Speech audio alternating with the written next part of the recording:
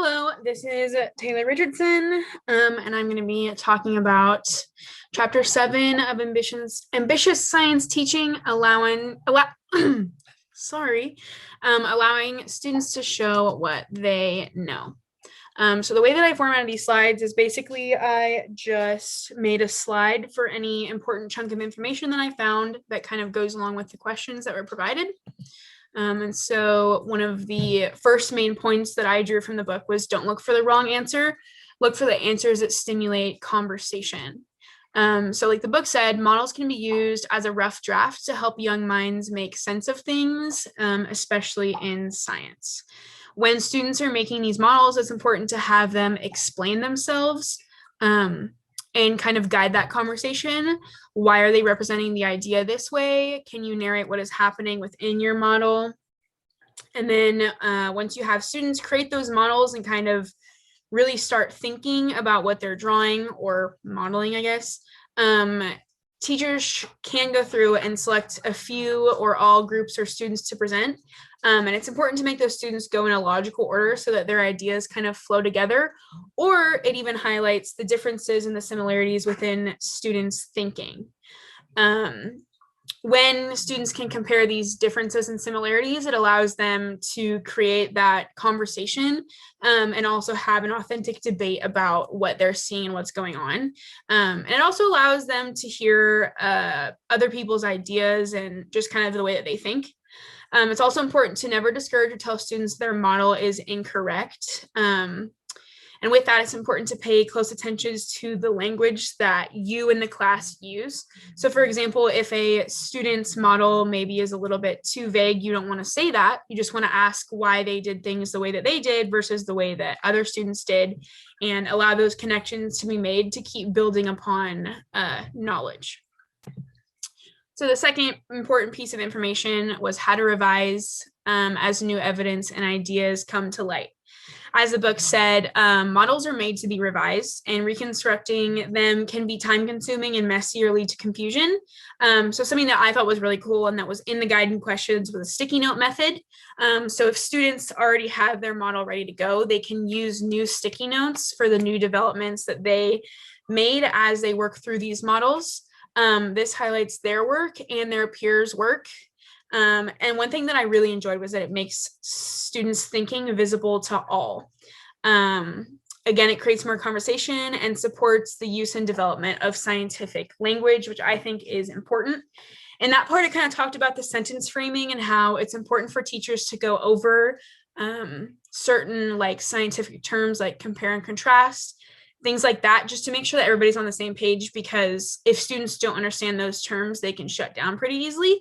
I don't think that's something that we really have to worry about as much as like the high school level, but I still think those things are important to touch base on. Another method that I didn't put on these slides, but I think is important, was doing a gallery walk that I really enjoyed.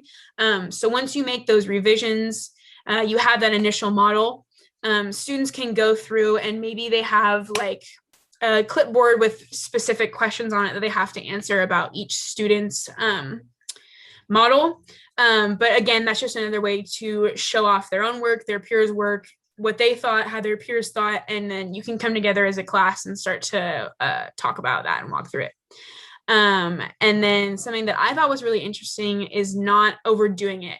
So students can get something called, I think they said it was revision fatigue.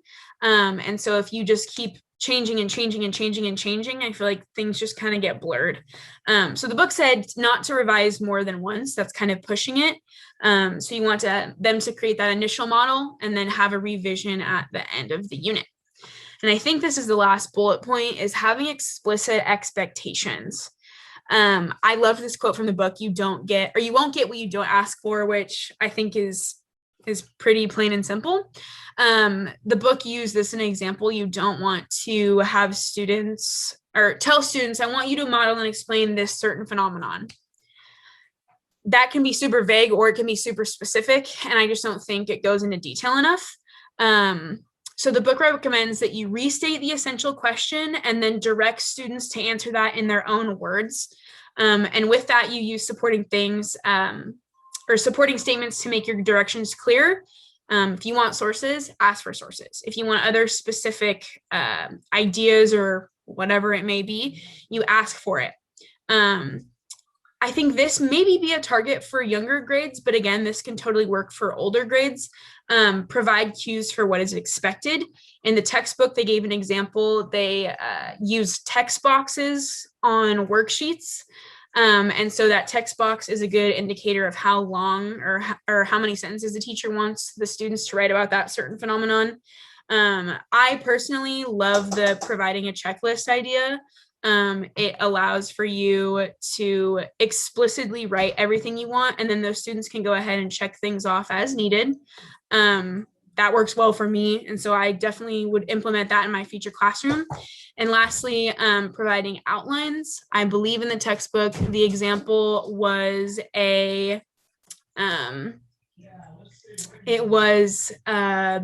man sitting in a chair with balloons, I think it was. And so the teacher kind of drew that out, and then the students can write their models and theories all on the sides of the paper, which is what I really liked. And the last one, is modeling. Why is it important? Modeling allows for students to get motivated and to ask new questions.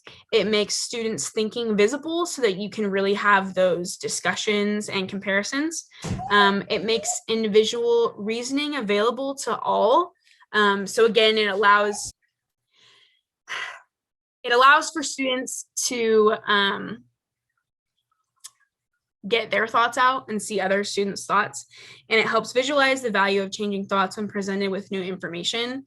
That's just something the book really solidifies throughout every chapter. It's important to be able to change your mind when you're presented with new information.